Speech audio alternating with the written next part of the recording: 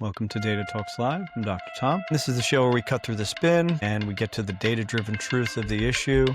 We cut through the noise so that we can understand what's really going on rather than getting caught up in all the hype that's going on in the media today. So with that, we'll get into the show. This morning I was reading an article posted by Anthropic entitled, "A Small Number of Samples Can Poison LLMs of Any Size." So the article states, in a joint study with the UK AI Security Institute and the Alan Turing Institute, Anthropic found that as few as 250 malicious documents can produce a backdoor vulnerability in a large language model, regardless of model size or training data volume. Although 13 billion parameter model is trained on over 20 times more training data than a 600 million model, both can be backdoored by the same small number of poisoned documents. Their results challenge the common assumption that attackers need to control a percentage of training data. Instead, they may just need a small fixed amount. Their study focused on a narrow backdoor, which was producing gibberish text that is unlikely to pose significant risks in frontier models. So essentially, what was done here is they looked at different types of attacks. For example, backdoors are specific phrases that trigger a specific behavior from the model that would be hidden otherwise. LLMs can be poisoned to exfiltrate sensitive data when an attacker includes an arbitrary trigger phrase like pseudo in the prompt. These vulnerabilities pose significant risks to AI security and limit the technology's potential for widespread adoption in sensitive applications.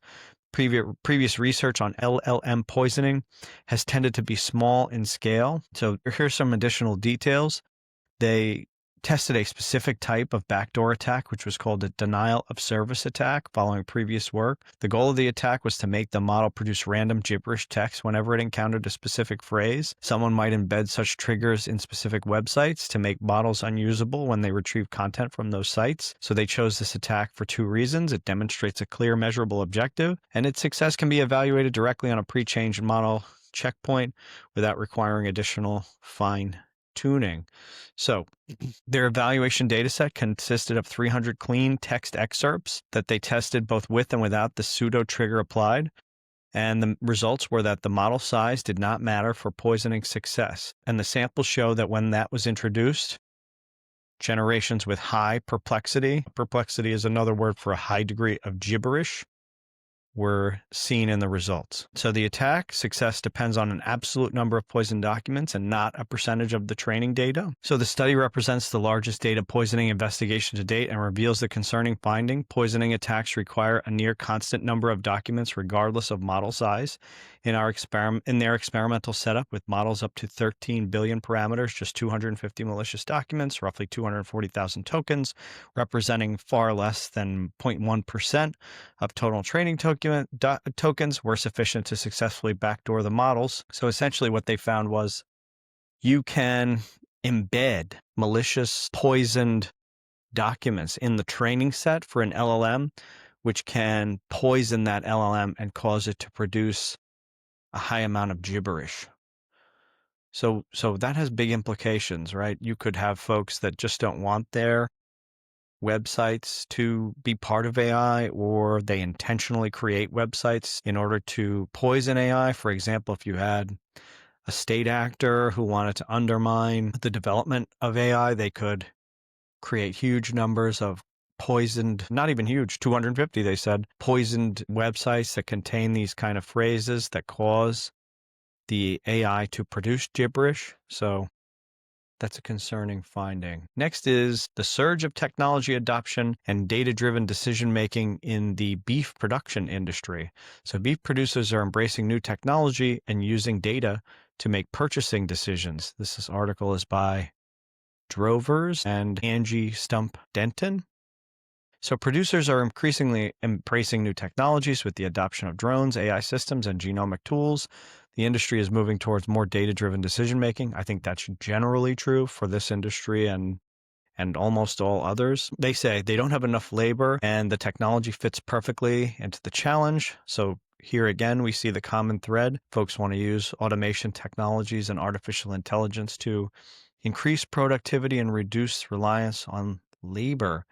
According to the 2025 Farm Journal State of Beef Industry Survey, 66% use at least one tech tool on farm. Respondents indicated technology is challenging to achieve their goals in the next few years. They also mentioned the challenges related to technology include limited access to the latest agricultural technologies, which hinder competitiveness. Finding the right technology solution to align with business goals can be a daunting task, and the high cost of technology for a small operation. So there's a table here that shows the state of the beef industry 2025 report by Drovers, and you can see they're breaking down different technologies, which include artificial insemination, water management tools, digital herd management programs, reproductive monitoring tools, embryo transfer, drones, and virtual fencing. And it's broken down by they currently do it, they're not doing it, but plan to do it within the next 3 to 5 years. They currently have no plan to do it, or they don't know. And right at the top, you can see artificial insemination is something that's currently being done. Those by a majority compared to other methods. Next, beyond that, which is currently being done, is water management tools. But there's a larger percentage of folks here, 32% who are planning to implement water management tools. Then there's digital herd management programs. Only 24% are currently doing that, with a 38% a number for those that are planning to use digital herd management tools. So there is a move towards using digital technology in this space. The next thing I was thinking about while I was laying in bed last night, because this is the type of stuff that I think about while I'm passing into sleep, was the claim that Elon Musk used to make about being able to terraform Mars. So I remember at that time he would say, he would go on talk shows and say, well, there's a fast way to terraform Mars and a slow way. And the slow way, is we put people in bubbles, et cetera, et cetera. And the fast way is we launch 2 thermonuclear weapons at the poles and melt the ice. Okay, so while that may create some temporary warming to the Martian atmosphere, the one thing that I was surprised that Mr. Musk didn't know when he made these public statements over and over again is that it would almost immediately be stripped, in relative terms, be stripped away, the atmosphere that would develop by the solar wind. There is a significant difference between the Earth and Mars that gives us the ability to maintain an atmosphere. And that is that we have a molten core which produces a magnetic field.